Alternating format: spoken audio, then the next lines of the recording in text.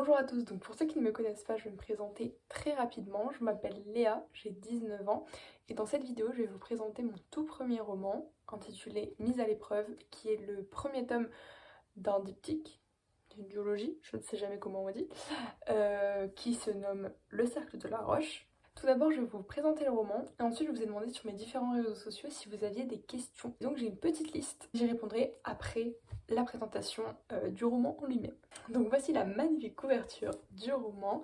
Je vais aussi vous mettre la quatrième de couverture avec le résumé officiel car je suis vraiment pas très douée en question résumé ou présentation de livres en général, que ce soit le mien ou pas. Donc Mise à l'épreuve sort le 23 août 2020 aux éditions Plume Solidaire. Vous pouvez dès à présent le précommander, que ce soit en numérique ou en papier.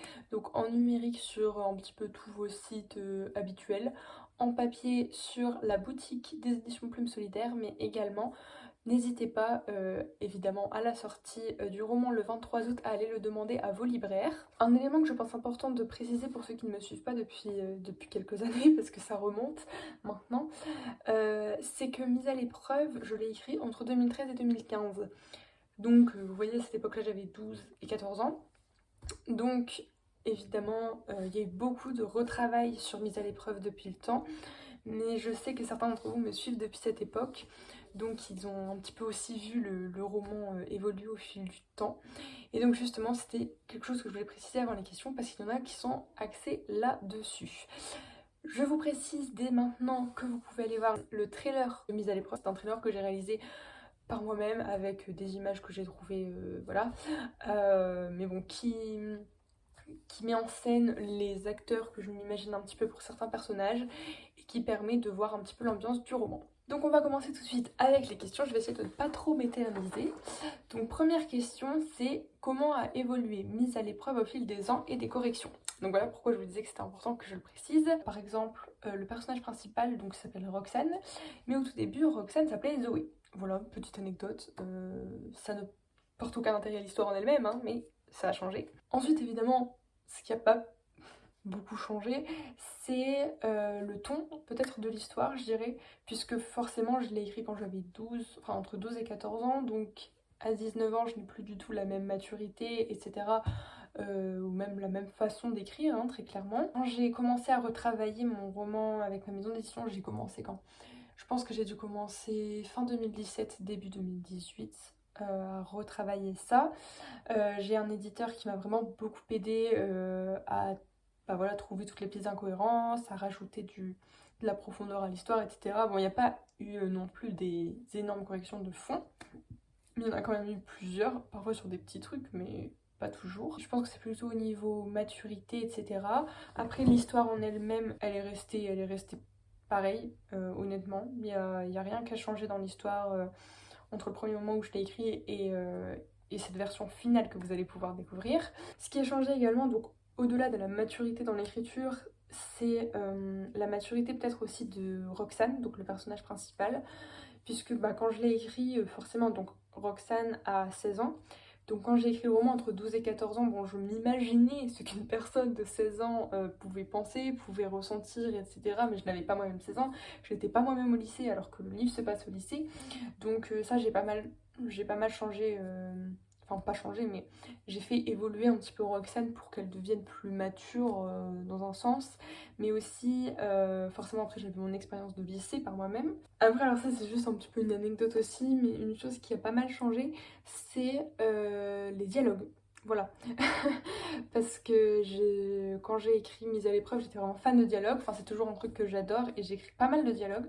Mais du coup, j'ai beaucoup retravaillé ça, retiré pas mal de dialogues inutiles, changé justement la manière dont certains personnages parlaient, comme bah, ça rejoint ce que je disais sur Roxane, que j'ai un petit peu fait évoluer. Donc c'est pour ça que par exemple, il y a eu à peu près 10 000 mots en moins, je pense, entre la première et la dernière version de Mise à l'épreuve. Mais c'est pour le mieux, croyez-moi. Alors, deuxième question.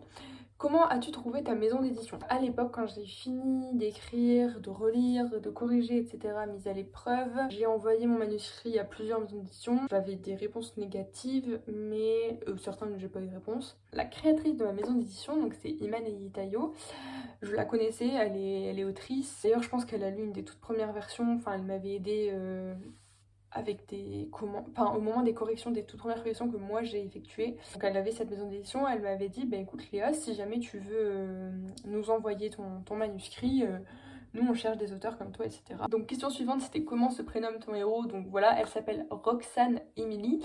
Donc Roxane c'est son prénom, Emily c'est son nom. Et donc comme je vous le disais dans la petite anecdote du début, c'est que à la base elle s'appelait Zoé. Ensuite, on m'a demandé de quel genre est mise à l'épreuve. Donc mise à l'épreuve, c'est du young adulte et du fantastique. Donc ça, je voulais aussi y revenir parce que j'avais reçu une question qui me demandait si c'était du young adulte thriller ou du young adulte vraiment fantastique. Donc non, c'est du fantastique. Oui, on ne pourrait pas forcément le croire juste en lisant le résumé comme ça, mais si, c'est bel et bien du fantastique. Ensuite, on m'a demandé ton roman en 3 mots. Du coup, eh bien, je dirais adolescent, parce que c'est quand même très important. Mystère, parce que bon, le cercle, les épreuves mystères, elles ne portent pas ce nom pour rien. Et je dirais relation. Alors, relation, c'est pour englober tout type de relation, hein, vraiment. Bon, évidemment, c'est plus amitié, mais aussi des relations de haine, de... un peu tout. Franchement, il y a beaucoup de... Dans Mise à l'épreuve, c'est très important les dynamiques entre les personnages. Voilà, je pense que ce sont 3 mots qui résument plutôt pas mal Mise à l'épreuve. Ensuite, on m'a demandé quel personnage te ressemble le plus et pourquoi. Je dois dire que pour cette question, je pense que je vais peut-être plutôt être un mélange de 2 personnages. Étonnamment, pas de Roxane, qui est assez têtue, assez fonceuse, assez courageuse, et c'est pas vraiment ma personnalité. Mais je dirais que je suis plutôt un mélange de Calypso et d'Emilien. Donc Calypso, c'est la meilleure amie de Roxane qui passe également les épreuves mystères du cercle. Et Emilien, c'est un membre du cercle. Je pense que je vais plutôt avoir le côté assez doux et très fidèle de Calypso. Calypso, elle est autant fidèle à ses amis qu'à elle-même en fait. Elle sait qui elle est, Calypso, elle va toujours rester... voilà, elle va rester honnête tout au long du livre. Mais je pense pas que je le ressemble totalement dans le sens où elle est vraiment très timide. Pas du tout sûre d'elle. Après, pour ce qui est d'Emilien, honnêtement, j'ai pas trop envie de vous dire comment va évoluer Emilien dans le livre parce que quand on le rencontre, il a un caractère bien précis. J'ai pas trop envie de vous dire pourquoi je m'identifie à lui, donc je pense que vous allez devoir lire le livre pour découvrir son caractère et imaginer pourquoi je peux m'identifier à lui. J'ai oublié de dire à ce moment-là, mais en fait, vous pouvez aller sur mon compte Instagram dans mes stories à la une. Il y en a une qui s'appelle LCD, donc c'est pour mise à l'épreuve. Et il y a des petits tests pour savoir à quel personnage vous ressemblez le plus. Et il y a un petit test sur Emilien, donc au moins vous pourrez savoir au niveau de sa personnalité si vous lui ressemblez ou pas. Ensuite, on m'a demandé où se déroule Mise à l'épreuve. Donc, Mise à l'épreuve se déroule au lycée Louisiane. Donc, c'est un lycée totalement fictif dans une ville qui n'est jamais nommée. Donc, je n'ai jamais dit dans le roman que ce soit la ville, la région, le pays, le continent, je n'ai jamais dit où ça se passait. Tout simplement parce que je n'avais aucun lieu en tête, hein, aucun lieu précis. Et ça n'a pas d'intérêt pour l'histoire en fait. Donc oui, ça se passe dans un lycée. Quasiment toute l'histoire se passe dans le lycée. Il va y avoir quelques autres lieux reliés au cercle qui vont apparaître, mais ça vous verrez dans le livre. On m'a demandé de quel point de vue est écrit Mise à l'épreuve. Donc Mise à l'épreuve est écrit à la première personne, donc en jeu, mais ça alterne plusieurs points de vue, donc ça alterne majoritairement entre le point de vue de Roxane et le point de vue de Nick. Donc Nick, c'est le chef du cercle. Ensuite, un résumé en 3 phrases. Roxane entre au lycée et elle découvre l'existence du cercle de la roche, dont elle ne connaît pas l'activité. Elle va décider de passer les épreuves sans savoir où ça va la mener. Et elle va découvrir que le cercle cache bien plus que ce qu'il n'y paraît et qu'il n'est pas sans danger. Donc c'est une question mais qui est un peu en 2 parties, donc je vais dire la première partie c'est sur les personnages. Donc quel est ton personnage favori et pourquoi? Honnêtement, dans toute la saga, mon personnage préféré, vous ne pourrez pas encore le connaître parce qu'il arrive dans le tome 2. Dans le tome 1, franchement, j'hésite entre Roxane et Calypso parce que Enfin, je trouve que c'est un très bon duo qui fonctionne très très bien. J'adore leur dynamique. Donc il y a des fois, où Roxane est un peu trop tête brûlée pour moi. Il y a des fois où Calypso est trop prudente pour moi. Donc j'hésite vraiment entre les deux, mon corps balance. Et donc la deuxième partie de la question c'était: y a-t-il un personnage que tu pensais aimer mais qui s'est révélé détestable? Alors pour le coup oui, il y en a totalement un, mais je peux absolument pas vous en parler pour ne pas spoiler l'histoire. C'est un personnage que j'avais pas du tout prévu de faire évoluer de cette manière en fait, qui s'est révélé, je sais pas si c'est vraiment détestable mais méprisable, ça c'est sûr. J'ai hâte que vous le découvriez. Je pense que c'est le seul, après les autres vraiment je les aime tous bien. Donc. Alors dernière question: écris-tu avec un plan détaillé où les idées viennent au fur et à mesure? Alors, j'écris sans plan, totalement sans plan. En tout cas, les 2 tomes, je les ai écrits sans plan. En fait, je vais vous donner une petite anecdote sur l'écriture de Mise à l'épreuve. Donc quand j'ai commencé cette saga en 2013, en fait j'avais juste un petit carnet. J'ai commencé à décrire un personnage, qui était donc à l'époque Zoé Emily, mais qui maintenant est Roxane.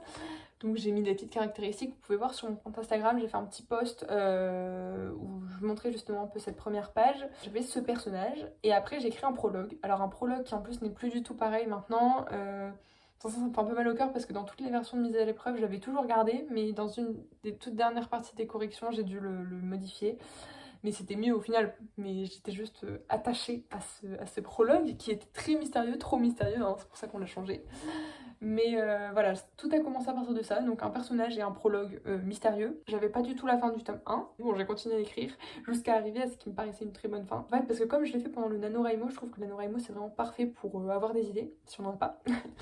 Donc je l'ai terminé pendant le NaNoWriMo, et par contre quand j'ai commencé le tome 2, je savais comment ça allait se terminer, mais je n'avais pas du tout de plan. Très clairement, j'ai le début, la fin, et puis je vois ce qui se passe entre deux. Donc voilà, c'est tout pour les questions sur Mise à l'épreuve. Si vous regardez cette vidéo avant que le livre sorte, eh bien j'espère que vous vous laisserez tenter, que vous irez peut-être le commander à votre librairie ou l'acheter en e-book comme vous préférez. Et surtout si vous le lisez, n'hésitez pas à me faire un petit retour. Vous pouvez me retrouver sur Instagram et sur Facebook, il y a tout en barre d'infos. En tout cas moi je suis vraiment très fière de pouvoir enfin vous présenter Mise à l'épreuve, que vous puissiez enfin le lire.